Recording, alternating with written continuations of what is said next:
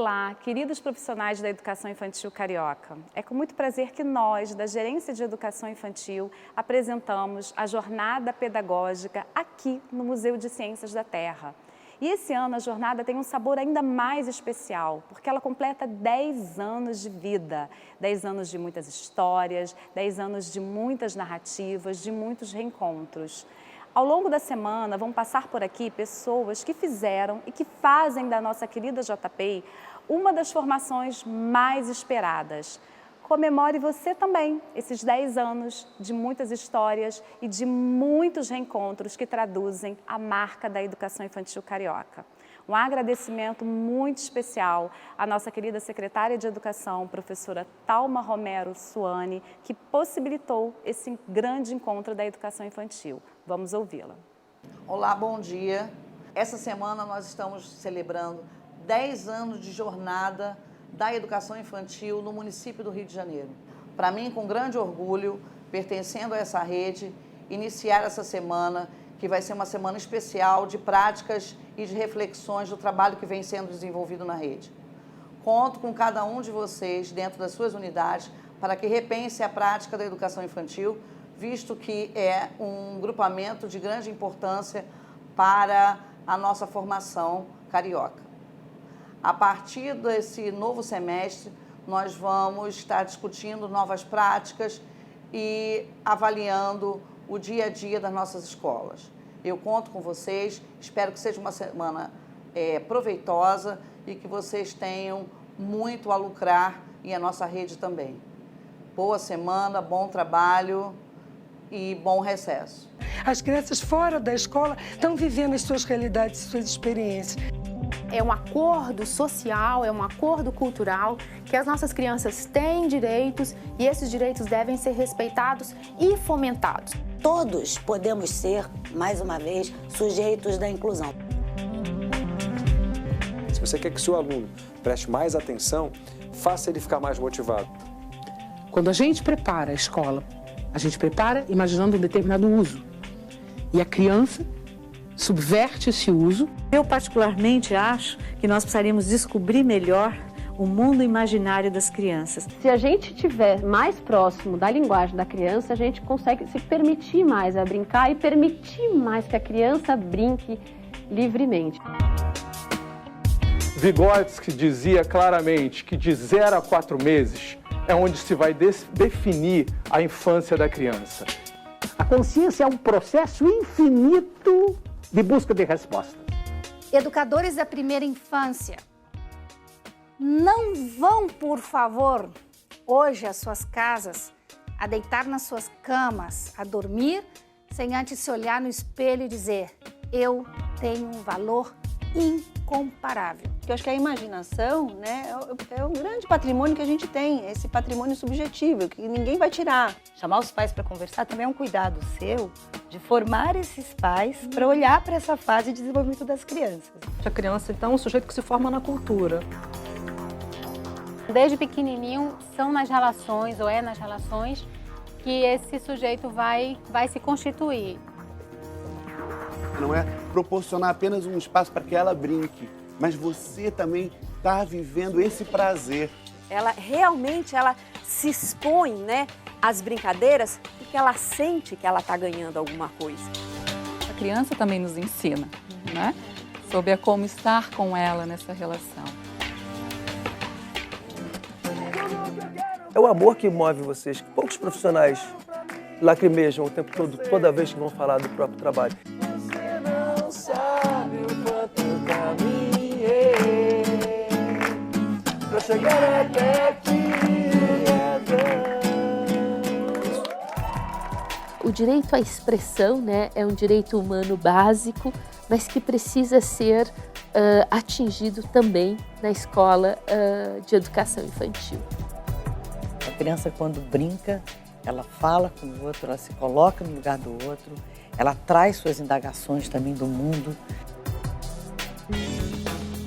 Por que é diferente ser professor na educação infantil e ser professor na etapa seguinte, por exemplo, nos anos iniciais do ensino fundamental, já que lá também se atua com crianças? Eu penso que o que faz uma diferença na educação infantil é essa possibilidade da gente aprender junto com as crianças. Que criança é essa? Então, qual é o olhar dessa criança do século XXI? A linguagem é como se fosse a base fundamental da nossa Constituição enquanto seres humanos. Os agentes, os outros demais trabalhadores das creches e das pré-escolas também são educadores.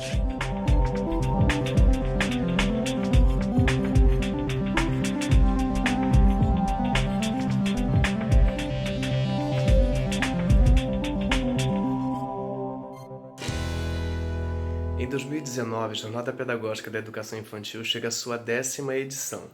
E ao longo dessa trajetória, muitas conquistas foram realizadas. Eu destaco a edição do ano passado, onde nós tivemos a grande presença dos professores do primeiro ano, enriquecendo muito esse diálogo e essa discussão a respeito da importância da trajetória e da travessia do aluno da educação infantil para o primeiro ano. E sendo a educação infantil a base essencial para uma educação de qualidade, a gente espera que esse ano essa contribuição seja ainda maior, que essa presença de pais, professores, agentes de educação infantil e todos os outros atores fundamentais para esse lindo movimento que aconteça de forma ainda mais intensa. Então, eu estou particularmente empolgado e ansioso para essa edição, a 10ª edição da Jornada Pedagógica. Até lá! Olá, sou Bruno Rossato, professor de Educação Infantil e faço parte da equipe G. Sou Mariana Zadminas, professora de Educação Infantil e faço parte da equipe G. Mari, estamos em mais um dia aqui no Museu Ciências da Terra, localizado no bairro da Urca, para mais um dia muito especial da nossa jornada. Traremos hoje a temática Espaços Naturais com bebês e crianças pequenas e o foco será o protagonismo infantil e a relação dos bebês com a natureza. E para essa roda vamos contar com duas palestrantes muito especiais, Noel Nagama e Nazaré Saluto. Noel Nagama, ela é mestre em Psicologia Social pela UERJ e coordena a Casa Monte Alegre. Nazaré Saluto é doutora em Educação pela PUC-Rio e professora da UF. Contaremos também com os nossos profissionais parceiros em nossa roda. Ou seja, será um dia muito especial. Vamos pensar nesses bebês enquanto pessoa e sujeitos das experiências. Então, vem com a gente!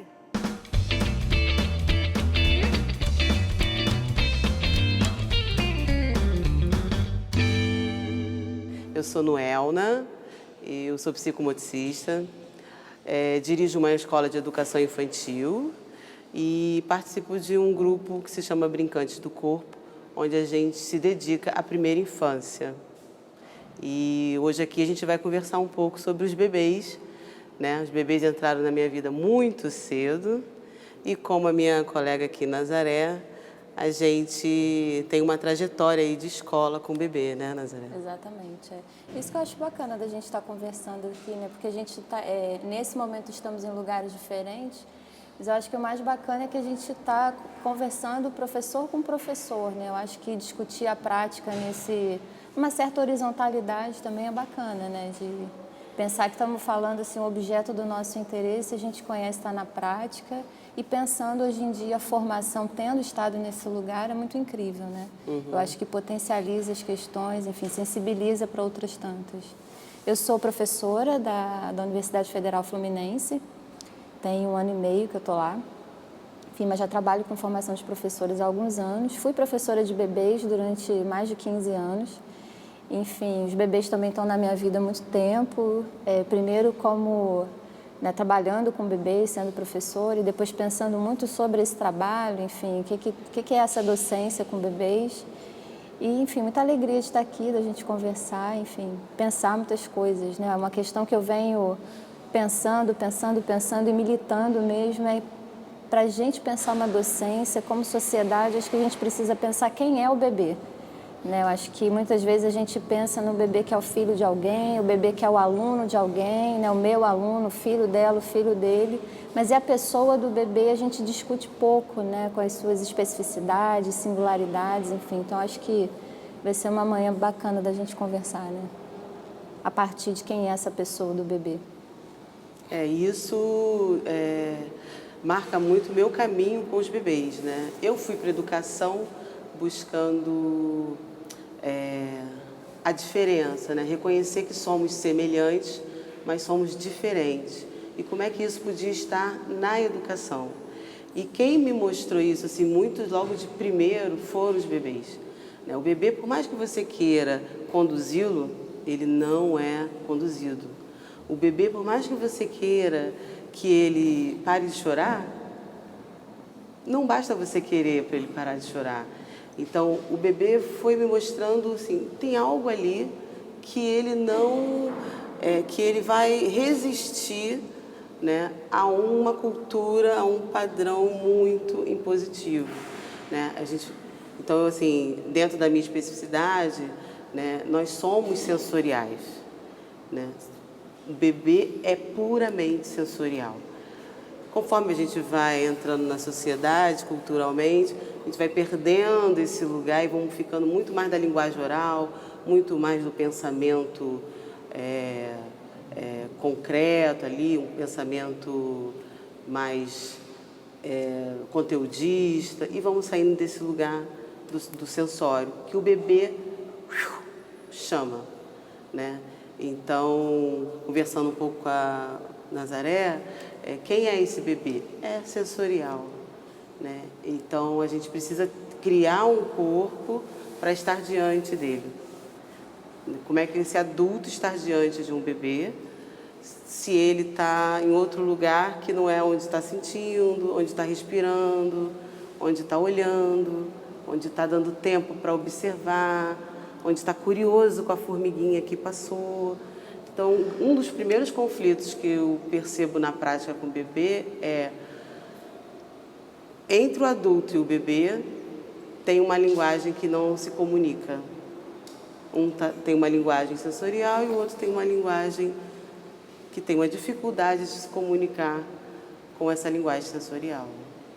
Eu acho super legal o que você está falando, é importante, porque você traz uma dimensão que é a do bebê, né? A gente olha para o bebê muitas vezes e se encanta, né? A gente usa muito esses adjetivos, encantamento, a surpreendência com o mundo, aí brincando com o Manuel de Barros, né? Nossa, que engraçado, a gente ri, né? A gente considera um pouco anedótico às vezes as frases, os jeitos, os gestos. E isso é a marca de uma espontaneidade que é humana, né? Porque quando Noelma fala muito bem, né, de que a gente vai perdendo, vai saindo desse lugar, é nessa sociedade que a gente é convidado a todo instante a sair desse lugar, né? E por isso que na docência com bebês, junto com os bebês todo dia, eu acho que o maior desafio nós somos seres da cultura, né? Nossa direção é do pertencimento porque somos humanos, bípedes, então a gente vai em direção ao outro. A questão é que no campo da docência e das relações, como é que a gente faz isso sem interditar? Sem violentar, né, de alguma forma, o que é uma espontaneidade de ser. O bebê não faz essas coisas só porque ele é fofo e é um querido. É também. Mas ele faz porque a condição humana, a condição do seu tempo de vida, o alimenta dessa experiência. É nisso que ele se constitui e é disso que ele precisa para botar os pés na cultura de um jeito potente, né?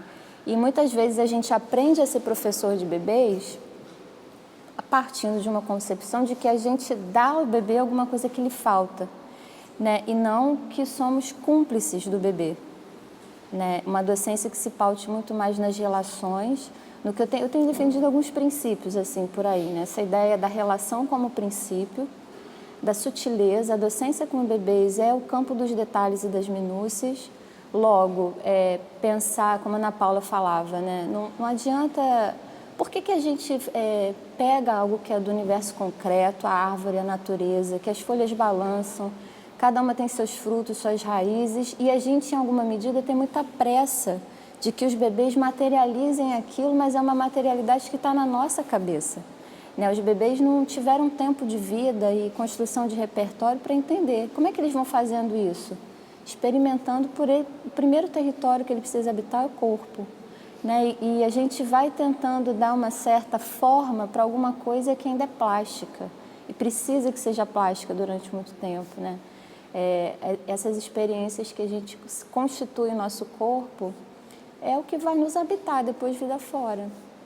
E a gente esquece, né? Então, um outro princípio que eu tenho advogado por ele é que a gente possa tomar o bebê antes e sobretudo como pessoa, né? Como uma pessoa como nós. Por isso a solidariedade, né? Porque muitas vezes a gente olha o bebê como uma coisa miúda, pequena, engatinhante, o lugar do não ainda, né? Ainda não fala, ainda não anda, ainda não come sozinho, ainda usa fralda, ainda precisa da gente para tomar banho, ainda precisa de um monte de coisa. Mas esse lugar é de muita potência, né? É muita potência de vida. Como é que é essa docência dos detalhes que potencializa, que, né, alarga essas experiências do bebê, com o bebê? E a gente é cúmplice disso, né? Para o bem e para o mal. E essa palavra experiência é o grande tesouro da docência com bebês, né? A gente precisa experienciar, né? Não é de fora para dentro, é de dentro para fora. Então, é a partir do contato, do olho no olho, das relações, das brincadeiras, que, como a Nazaré colocou, né, pertencemos a uma cultura. Para a gente se sentir pertencente, a gente precisa se vincular. Né? Então, o bebê, como ele aprende? É uma pergunta também muito repetitiva. Como um bebê aprende? Aprende o quê? Ele aprende a partir de vinculação. Ele tem que se sentir seguro no espaço, seguro no ambiente, com aquelas pessoas, para ele poder o quê? Se expor, poder chorar, poder pedir, poder tentar, poder sorrir. É assim que ele vai experimentando os brinquedos, os tecidos, as pessoas, o ambiente, o calor, a chuva, a árvore. Então, o conceito de experiência é fundamental com o trabalho de bebês, porque precisa de uma vinculação e a gente se vincula vivendo, né? Precisamos de estar nutridos, precisa se nutrir. Nutrir não é comer, nutrir é você estar abastecido emocionalmente, biologicamente, fisiologicamente. E fundamental, ela colocou, da autonomia, né? Conforme o bebê vai ganhando movimento, ele vai ganhando autonomia. Autonomia não como fazer sozinho, mas como ele se sentir capaz, podendo agir. Nós, seres humanos, quando a gente sente que a gente pode agir, que a gente pode ser, a gente experimenta um lugar, né, de expansão. E assim a gente se desenvolve, assim cada um vai desenvolver uma habilidade, uma capacidade, uma forma de ser. E isso é fundamental com as crianças pequenas. E pensar também como é que esse desenvolvimento, ele não tem uma data para começar, né? Assim, a gente foi aprendendo e, né, com os campos das ciências, do conhecimento, que são super importantes, né? Eu defendo muito que o professor, ele decidiu ser professor, decidiu ser estudante para o resto da vida, né? Porque é um lugar do ofício, a gente não é a mãe do bebê, nós somos, né? Estamos no campo da docência, né? A gente precisa se fundamentar para isso. Só que o bebê, para ele existir, ele precisa agir, né? Só que para ele fazer, ele precisa ser, né? Isso a psicanálise ajuda a gente a entender muito, né? Ser é antes de fazer, né? E como é que eu sou? No momento em que eu me afirmo pela minha ação, né? Então, o bebê, desde que ele sai da barriga, ele tem uma agência, né? Para ele se constituir, para ele ser como pessoa, ele vai descobrindo quem ele é. E a gente vai ajudando, pontuando, né? O bebê muito pequenininho, que joga, que a chupeta cai no chão e a gente entrega. O que ele faz depois? Vai lá e joga de novo, vira um jogo, né? Ele vai entrando no círculo da comunicação humana, né? Nesses gestos que estão revestidos de significado. Costumo brincar muito lá com as turmas de pedagogia. A gente adora comemorar, por exemplo, quando o bebê já está andando, né? Ah, ele está andando, a gente faz aquela cena toda, vem aqui, abaixa, vem com a mamãe, vem com a titia, vem com a Dinda, vem com a professora. Mas a gente mapeia muito pouco tudo que o bebê fez para se tornar, né, para ficar vertical, por exemplo. Assim, trabalhou duro, meses, né, desde que ele nasceu, como engatinhante. Então, não existe bebê à toa, né? Esse mito um pouco do bebê desconcentrado, do bebê desocupado, que não tem interesse, que não tem um projeto, né? Eu gosto muito de usar essa metáfora dos projetos. O bebê tem projetos, né? E eles vão com muita tenacidade investigando. Me lembro de uma fala da Ana Paula que não vou esquecer isso, Ana Paula, e vou levar para a aula, assim, como exemplo, né? Dessa posição que você falou do bebê com 2 anos que bota a mão assim, entrega a mão, né? É um gesto que a gente pode... Você teve sensibilidade de falar, tem alguma coisa esquisita, né? Tem alguma coisa de uma submissão, de uma desistência de se colocar que é grave, né? Não é muito comum do bebê desistir. Ele contorna, ele dá uns desvios na gente, dá a volta. Vai lá e faz o peixe. O menino está fazendo balão, está fazendo qualquer outra coisa. Então tá, toma o peixe. E vai lá e diz que entregou o peixe. Mas, na verdade, ele está envolvido com outro projeto. Como é que uma docência ela pode ser uma docência que te ensina a desistir, a não persistir? Né? A ocupar o lugar da submissão e não o lugar da potência. Né? O que isso diz sobre sociedade, sobre ser pessoa? E está nos detalhes, na minúcia. Né? Muitas vezes as famílias vêm perguntar para a gente assim, tá, mas está com 4 anos, finalmente vai contar até 50, não é possível. Né? E a gente fala assim, não, mas peraí, vamos lá então. Para chegar antes dos 50, né? O que tem por trás disso? O que é esse sujeito cognoscente que precisa de um conjunto de agências e que a gente, no lugar da docência, legitima esse lugar, né, Noel? E é nas minúcias, nos detalhes, né? A gente não chega e senta, olha, a gente fala assim, mexendo a boca, abre e fala. A gente conversa, a gente canta, a gente brinca, a gente chama, põe para ninar.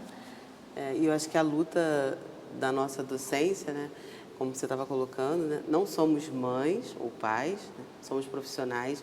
Isso é um grande diferencial que precisa ser marcado. E o afeto não é amor, né? Não é esse tudo que lindo. O afeto é a gente deixar-se afetar pelo outro, perceber aquele outro. Olha, então, peraí. Então, é um afetar-se, não é de afeto. Eu não preciso amar o meu aluno, né? Isso é uma grande confusão também que se faz, mas eu preciso me afetar por aquele grupo, por aquele ambiente. Se afetar e se interessar, né, Noel? Me interessar, assim, não tomar, com certeza. Desculpa atravessar a sua fala, mas tem questionado, tentado fissurar essa ideia. A gente toma as relações com as crianças e com os bebês como uma coisa dada. Né? O bebê chega, primeiro vamos pensar, uma pessoa igual, né? De 9 meses, 4 meses, cuja experiência dela são 2 colos no máximo, que as famílias são cada vez mais, né, reduzidas, em menor número. Então você sai da sua casa, do seu berço, da sua cama ou do seu chão e de repente você está entre 20 pessoas. Né? E as pessoas desse lugar estão tomando você, a sua amizade, o vínculo, como uma coisa dada. Ninguém se esforça para construir esse vínculo. Né? E como é que a gente faz isso? Tentando, se colocando num lugar, eu me interesso por você, me mostra, o que você faz? Como é que você engatinha? Que também é como é que eu mapeio isso? O próximo item que eu ia colocar, que é em relação ao cuidado, né? O cuidado também fica muito no lugar de higienização, né? Isso. Lugar, vou dar banho, Perfeito. Vou limpar sua boca, tá na hora disso, tá na hora daquilo. E o cuidado é o lugar mais íntimo, né? A gente poder trocar uma criança, a gente poder ser tocado, a gente poder alimentar alguém, ser alimentado. É o lugar onde a gente conhece, onde a gente se interessa, onde a gente ganha essa confiança, essa miudeza, né, do dia a dia. Uma criança para dormir, para dormirmos em algum lugar, né? Às vezes a gente precisa de tanta coisa, não, esse lugar, essa noite... E uma criança é a mesma coisa, para ela poder se entregar e relaxar e dormir, não é porque está na hora do sono. Tem que ter uma construção, um interesse, uma vinculação, para que isso possa ir se estabelecendo, né? Então, acho que é a gente pensar de qual lugar nós estamos falando, né? E quais conceitos estão alimentando a nossa prática. Cuidar, todo mundo fala de cuidar na educação, mas de que cuidar a gente está falando? Né? De afeto, todo mundo fala, mas de que afeto a gente está falando? Né? Como é que a gente pode amadurecer e encontrar outros sentidos, que é como as crianças pequenas fazem, né? Elas vão encontrando sentido o tempo todo, vão criando, quando não encontram, elas criam, para o que parece cotidiano, para o que parece o mesmo, né? Acho o óbvio, né? O óbvio. Que não tem nada de óbvio. Se a gente for parar para pensar, a gente entra numa lógica que é muito louca. Não encontro outra palavra para achar, né? No pior sentido do que essa palavra nos remete. Até porque a gente vai gastando as palavras e para de pensar nisso também, né? Será que como a gente pode pensar uma rotina lá Davi, por exemplo, está com os bebês de colo, ou os bebês que, né, caminhantes, mas que ainda tem tantas especificidades. Será que esse único relógio institucional, né, que rege todo o cotidiano da creche contempla todas as especificidades dos bebês, né? O que é a experiência de dormir num espaço coletivo, de ser alimentado coletivamente, né, de ser banhado por muitas mãos? Né, eu tenho, para mim, a Santíssima Trindade, né? Banho, sono e dormida, porque, é sério, eu falo isso, estou pesquisando, engajada, porque a gente toma isso como um anexo. Na verdade, eu sempre vivo experiências interessantes que eu vou na creche conversar com vocês, porque os detalhes aparecem como anexo, e para mim é o ponto crucial da docência que vocês fazem. Quando a gente chega lá e conversa com a professora, fala, melhor não pegar isso agora não, porque ele precisa de um tempinho. Já sei por que ele está assim, sabe o que ele quer? Ele quer o paninho dele, ele quer dormir. E aí ela vai lá e pega aquele paninho dela. Isso é a docência, né? É esse olhar sensível que entende o que o outro precisa, porque cada bebê precisa de uma coisa. Embora também a gente entenda que o espaço coletivo de educação seja a nossa primeira imersão, né, e compreensão desse universo macro da cultura, a gente precisa de tempo para isso, porque regras sociais com sentido, autonomia, entendimento para que funciona, né, não porque só a minha palavra basta, leva tempo. Até hoje a gente negocia uma porção de coisa, né? E às vezes a gente finge que negocia, mas a gente não concorda. Mas aí a gente quer se impor também aos bebês. Nessas contradições que é contradição humana. Mas aí a gente precisa mergulhar conceitualmente, né, estudar e reconhecer que o nosso corpo também é território, né, não é? E entra nesse jogo ali das relações todo dia. Fazendo pesquisa com o bebê, por exemplo, sabe aquela pesquisadora clássica do caderninho e o papel? Não existe. Você sai dali e você toma notas depois, porque lá o bebê vem sentar no seu colo e não vai pedir, posso sentar no seu colo, Noelna, por favor? Não, chega e senta, né, e mexe no cabelo. Ou então não quer sentar, você chama e o bebê não vem, porque, né, a pessoa estranha, tem... chora. Exatamente, com todo direito, né? Altera o ambiente. Eu não sei se eu quero presença. conversar com todo mundo também. Dar abraço em todo mundo. Você quer? Eu não sei. Eu não gosto. Pronto, falei, tá gravado.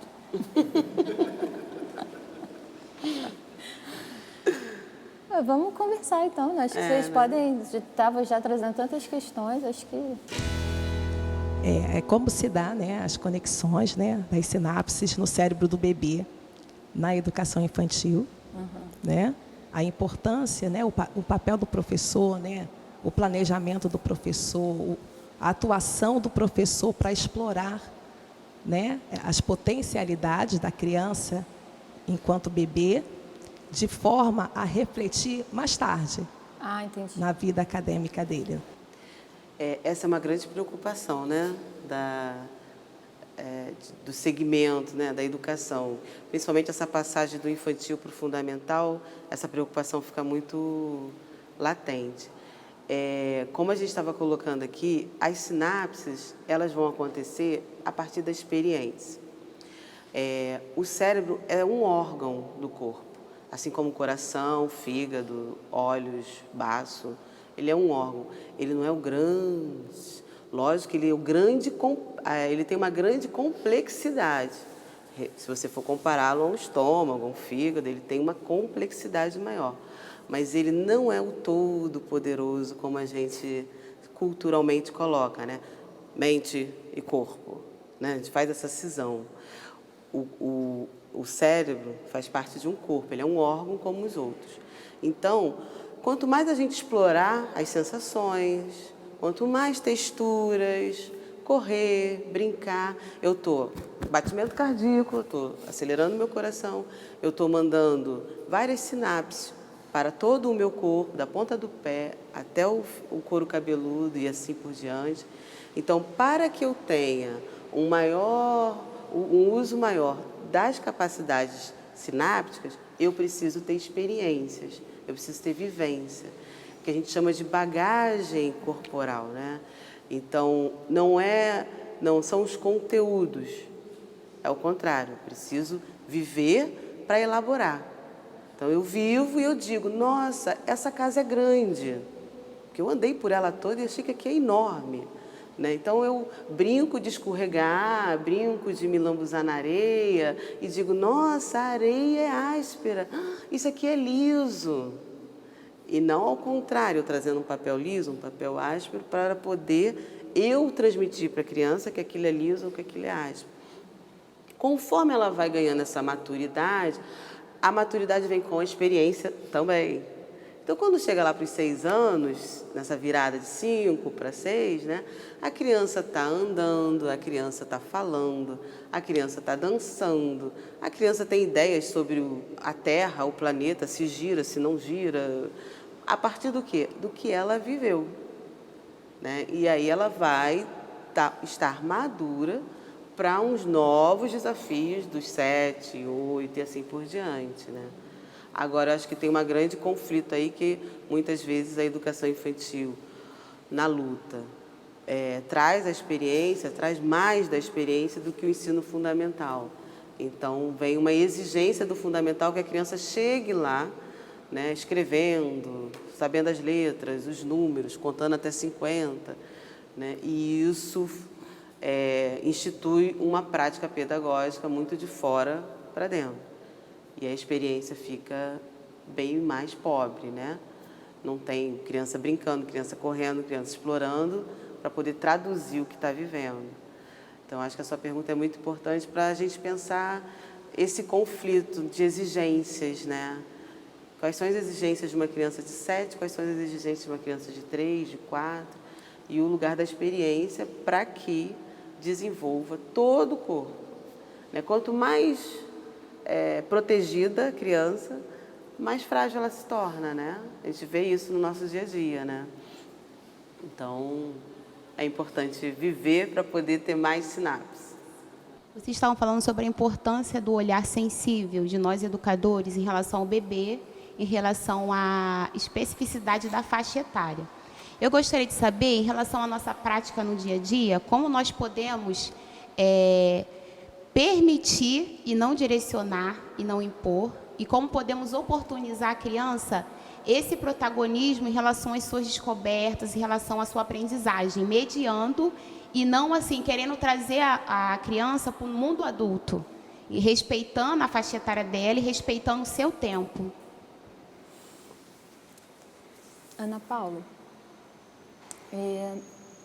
quando eu era professora de bebês de 2 anos, todo dia eu tinha uma prática de sentar e escrever na agenda, mandar recado, fazer combinar, essas coisas que a gente faz. Naquele momento que as crianças estão brincando, você resolve algumas coisas práticas. Todo dia que eu fazia isso, Estela, que tinha 1 ano e 9 meses, sentava do meu lado e ficava me observando. Quietinha, né? Todo dia, todo dia, todo dia. E aí um dia, ela olhou para mim e falou assim, ô Nasa, quando eu crescer, eu quero fazer esses desenhos igual você faz. Isso está lá registrado no meu caderno de professora, que eu carrego para baixo e para cima para as minhas aulas. Eu não pensava sobre isso dessa forma que eu vou colocar agora, mas é sobre isso que você está falando, né? A Estela, quando ela tinha 1 ano e 9 meses, ela estava me dizendo algumas coisas. 1, que ela deseja pertencer. 2, que ela sabe como fazer isso. 3, ela sabe fazer isso porque ela tem um método, que é a observação. 4, isso só foi possível porque nós duas estávamos em relação, né, de diálogo, de conversa, e sem uma ordem preparatória das coisas. Agora a gente vai sentar para escrever. Voltando um pouco à questão da Lília, né, esse mito que a gente vai construindo entre uma etapa básica e outra da educação, de que alguma coisa prepara para outra, quando na verdade as crianças muito pequenas, os bebês, eles estão num pensamento pluridisciplinar o tempo todo, né? A gente foi aprendendo um pouco a arrumar por áreas, né? Mas um bebê que está mamando, ele está na relação de uma série de conhecimentos, né? Que envolve o corpo, que envolve a cultura, que envolve a experiência de estar com o outro. Como é que a gente faz isso?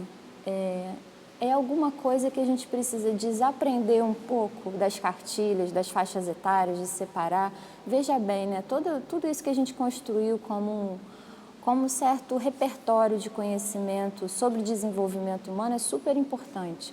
Assim como é importante a neurociência, desde o modo, a partir de como a gente faz a leitura disso e não entende como uma aplicação ao nosso cotidiano. Eu te diria que o que a gente mais precisa fazer é estar junto com os bebês. Estar junto com o bebê sabendo que não há uma divisão de protagonismo, sabe? Eu tenho um pouco de ressalvas. Eu implico com as palavras, né? Vocês perceberam? Eu implico um pouco com o lugar que essa ideia de protagonismo foi ganhando. Porque, assim, não há uma docência se não há nós dois em relação. Eu, vocês, os bebês e todos os adultos juntos.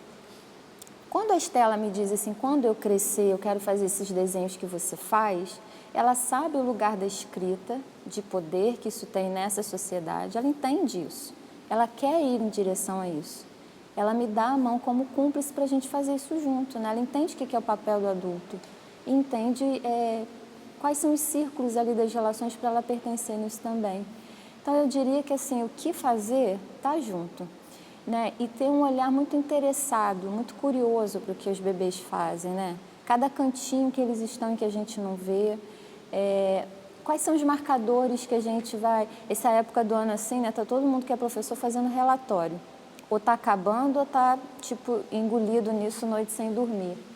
Né? Será que se a gente começar o relatório lá em fevereiro, tomando notas todos os dias, documentando os processos que a gente vive, será que a gente precisaria estar nessa sofrência dos marcadores que a gente aprendeu a construir? Como é que a gente sabe que o bebê anda? Observando como é que ele faz para ficar de pé. Né? Como é que a gente... Eu lembro que eu escutei de uma professora uma experiência super interessante. Ela disse que tinha um bebê que todo dia tinha uma rampinha na creche que ela trabalhava. E aí ele foi observando e testando que ele colocava uma bola e a bola rolava. Todo dia ela fazia isso, botava a bola e a bola rolava. Um belo dia, ele deita e ele rola. E ela me dizia assim, ô Naz, eu fui estudar física, porque na verdade o que ele estava fazendo é entender dinâmica. Eu não sei nada de dinâmica. Né? E eu precisei desconstruir um certo olhar disciplinar para entender que ele estava fazendo com o corpo dele alguma coisa que eu faço conceitualmente. Na verdade, ele estava operando conceitos, eu precisava entender conceito para entender, né, a magnitude do que ele estava fazendo ali. Não é porque ele é um gênio, ok, a gente acha que eles são alguns gênios, às vezes, mas é de uma inteireza de pertencimento no mundo, assim, os bebês querem estar entre nós. As crianças querem participar do círculo da cultura. Então, a gente não precisa ter muito medo, assim, de que não está faltando nada, que se a gente está junto e amplia, aí sim, eu acho que é o seguinte, o papel da escola, quais são as perguntas que estão emergentes que a gente não sabe junto? Bora pesquisar, não é? Fazer junto. Acho que esse é o pulo do gato, penso eu, doce, né? E o que me fez lembrar também é esse estar junto, né? Geralmente, quando o bebê está lá jogando a bolinha e observando, onde os adultos estão? É a hora que a gente anexo, né? Se distrai. Ah, não, eles estão livres. E eu estou batendo um papo, ou preenchendo a agenda, né? Como é que a gente estar junto é se colocar lado a lado. É na hora da brincadeira, né? Ou é na hora que está relaxando. Eu estou ali com eles, né? Estou observando, estou vendo o que está se passando em mim, o que está se passando nele. E daí surgem, né? Ah, ele gostou da bolinha descendo, vou trazer uma caixa. Vou fazer rampas vou fazer novas, umas rampas. Fazer uns desafios, circuitos, enfim. A partir do interesse deles, a gente vai ampliando as possibilidades, né? Quando o bebê ele não desfruta das possibilidades corporais, das brincadeiras, das interações, desses vínculos, o que fica comprometido no seu desenvolvimento global, do seu motor? Essa é uma ótima pergunta, né? Porque imagina, se estamos afirmando, né, que o bebê é motor, é sensório e precisa de espaços, de vivências para explorar essa matéria orgânica que nos constitui. Se a gente interditar, não, agora não, daqui a pouco, menos, vai escorregar, espera um pouquinho. Se a gente, né, essas interdições, às vezes com o olhar, essa interdição é clássica, com o olhar eu paro ele. Quando ele me olha, ele já sabe que não pode. Assim. Pois é. Imagina o que isso acontece, né, com essa criança, o que ela está aprendendo com isso, né, com essas interdições. Né? Ela está se privando, ela está se tolhindo, ela está recuando mesmo. Se eu tenho isso, eu faço isso. Se eu tenho isso, eu faço isso. Eu vou aprendendo que eu não posso, né? E está se constituindo nesse lugar do não poder, do não fazer, está se sentindo menos, né? Menos valorizado. Aquela atitude não é legal, o grupo não gosta, minha professora não gosta quando eu faço isso. Isso não é uma coisa legal. Então, ela vai aprendendo a não ser aquilo que o corpo dela pede para viver. É um grande conflito. Isso eu estou falando numa esfera bem... Nossa, nós conseguimos nos safar. Quem consegue se safar dessas interdições vira um ser socialmente ali nas regras e funciona. Mas tem um lado grave disso. Né? Dependendo da pessoa, dependendo dessa criança, ela pode, de fato, ficar muito embotada, né? E isso gerar problemas emocionais, problemas de dificuldades de socialização, né? Isso pode vir a causar outros danos um pouco maiores, né? Eu lembro de uma criança que se você pergunta, ela desenhava, e você falava, e aí, o que você desenhou? Muda. Ela dizer o que ela fez era... Teve um dia que ela estava desenhando, e aí eu olhei e falei assim, que lindo, nossa, você fez uma menina florida. O que eu estava vendo, né? Me arrisquei. Aí ela, isso mesmo. E dali ela começou a desabrochar e a falar um pouco mais do que ela falava antes, né? Mas aconteceu, foi eu me arrisquei, poderia ser nada daquilo. Mas o que eu estava conectada com o gesto dela, ela se abriu. Quando ela se abriu, eu abri junto, falei, que lindo! Então, eu estava acompanhando, né, na miudeza, estava juntinho observando ela e conseguia entrar numa brecha. Então, a interdição, ela é muito... O não é importante, o não ele é estruturante, né? O limite é importante, mas o limite não é só o não. O limite é um lugar onde eu possa dialogar e dizer, olha, vamos combinar? Vamos fazer combinado? O limite não é uma interdição, né? O limite não é uma interdição, o limite é estruturante. Como vamos nos organizar aqui? Para que eu possa e para que você possa brincar também. Então, isso é estrutura, isso me estrutura, isso me dá um lugar. Ufa, então até aqui eu vou numa boa, ninguém vai me... Outra coisa é interditar. Professoras, como adaptar esse meu planejamento para que não me sinta frustrada se aquele meu planejamento não foi alcançado? Um exemplo bem rápido. Trabalhei com a gelatina para que eles provassem. E os meus alunos, eles usaram a gelatina para passar no corpo. E assim, foi uma experiência sensacional. Esse exemplo que você deu, você mesmo respondeu, eu acho, né?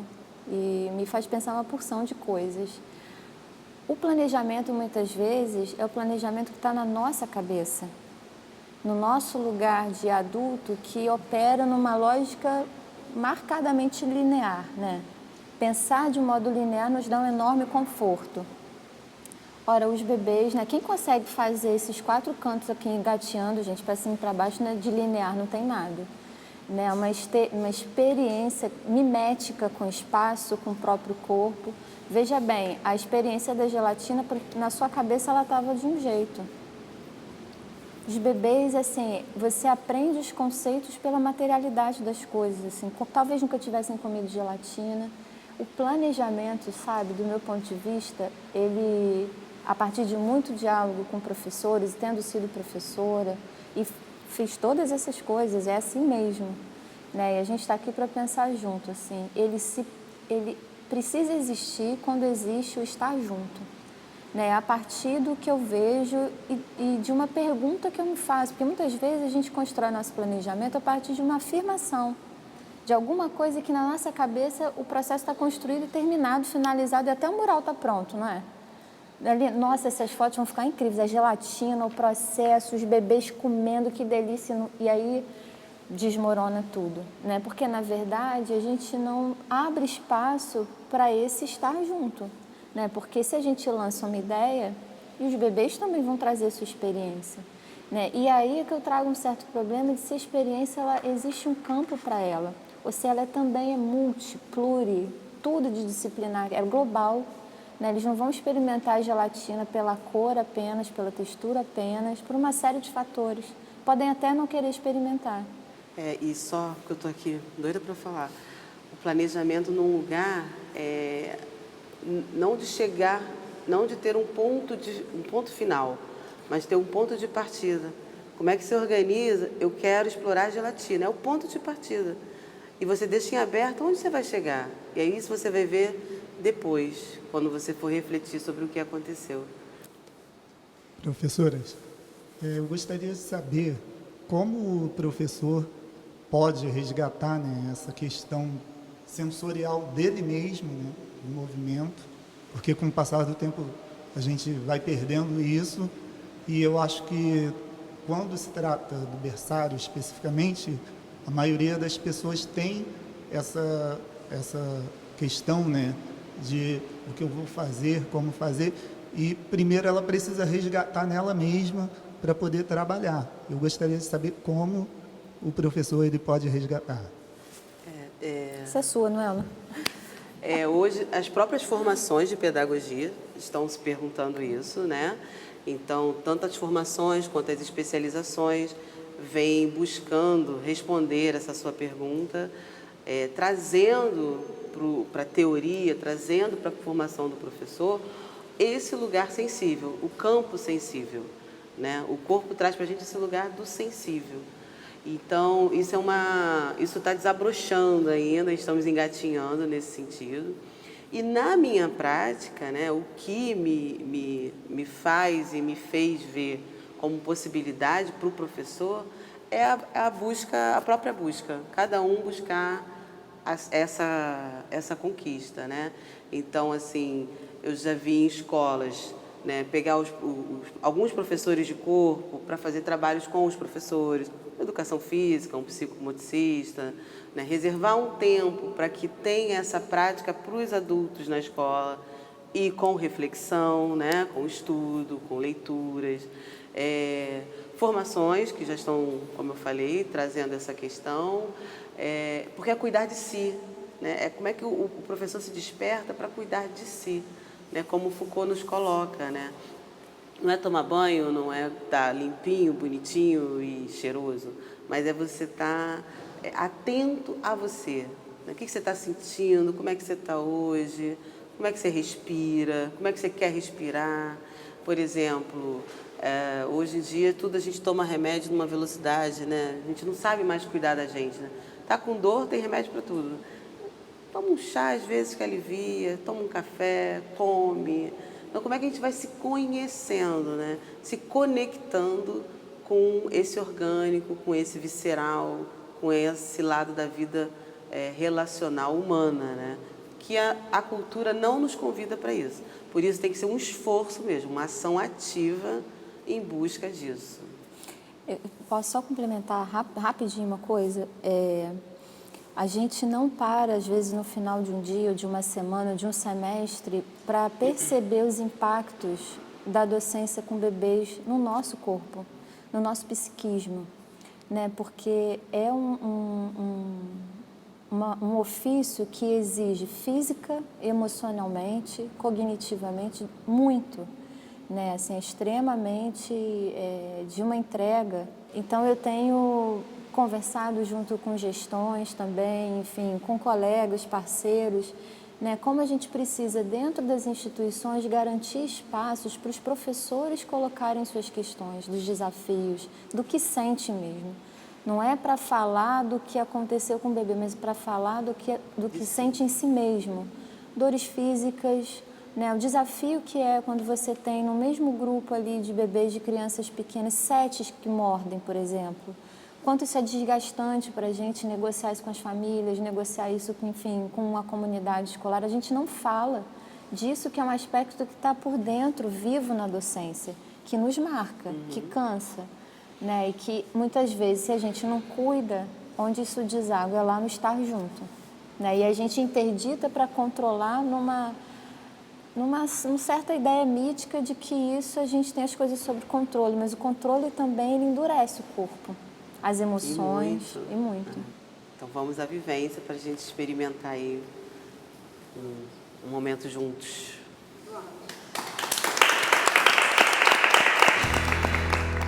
Estamos aqui no Museu de Ciências da Terra, dentro de uma exposição dedicada a Ivor Price, um dos maiores paleontólogos brasileiros, para iniciarmos a nossa vivência.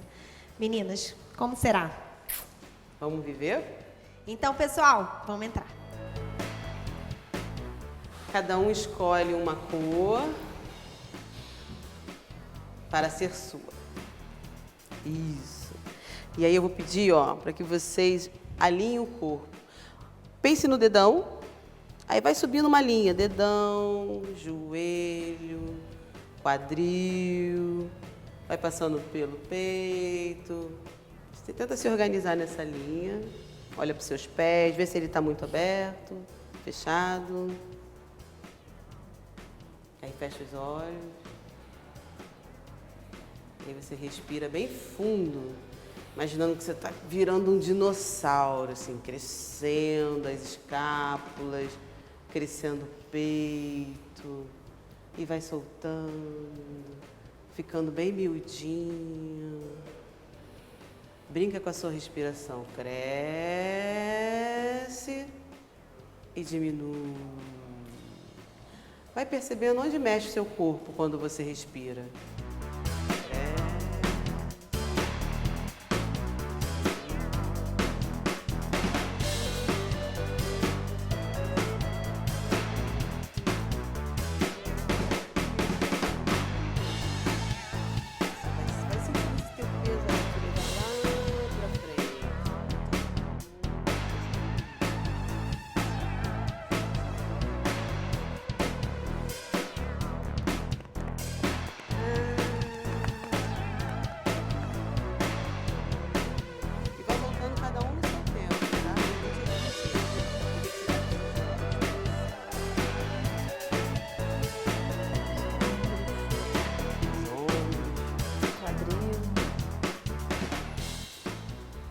A gente vai passar o olhar assim na roda, vai dar uma olhadinha, quem está aqui com a gente, olhar um pouquinho,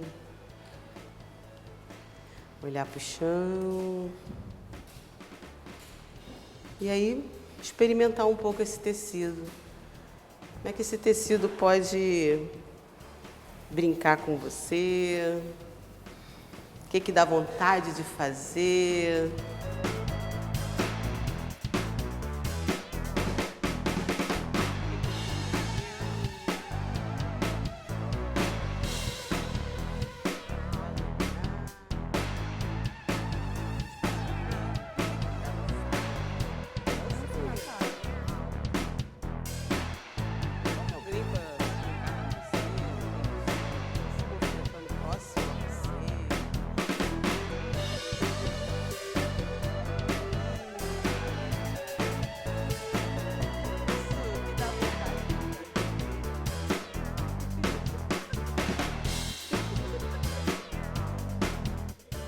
E aí agora cada um com o seu tecido. Tem alguém sem? Pode dividir tecido também.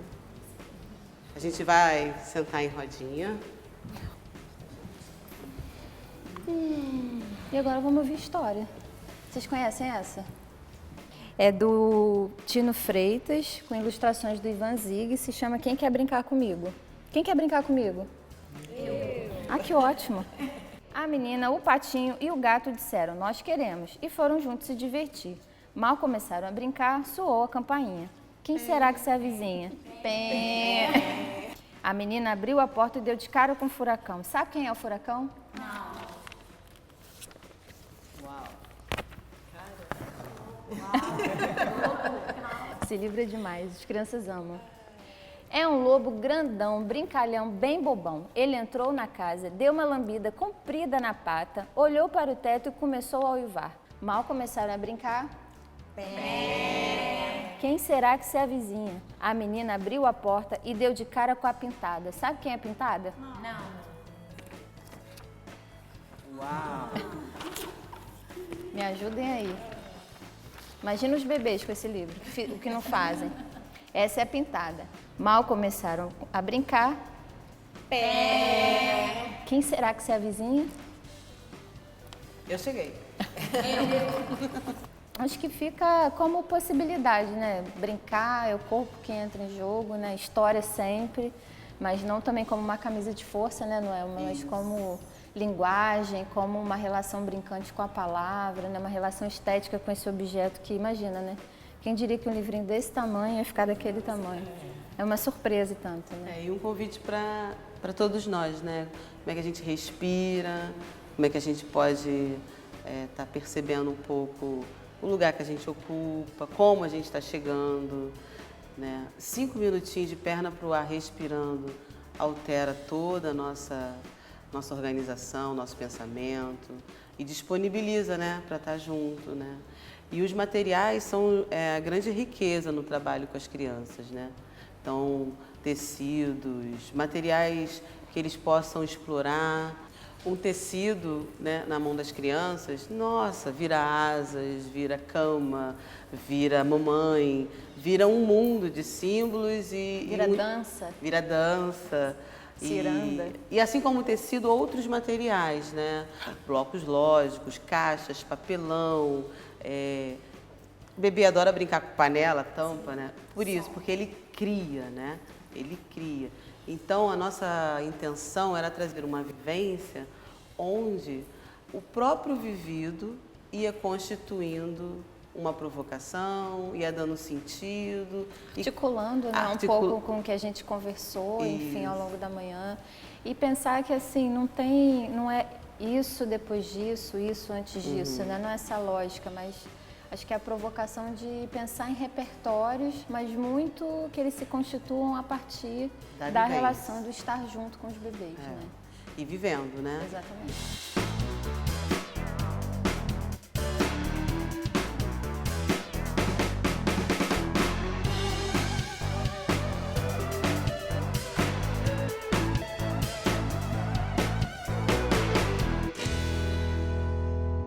Nossa, Bruno, quanta informação importante. Falar de bebês é realmente muito impactante e é um assunto que a gente precisa falar cada vez mais. Verdade, e essa discussão não para por aí. É com vocês na escola.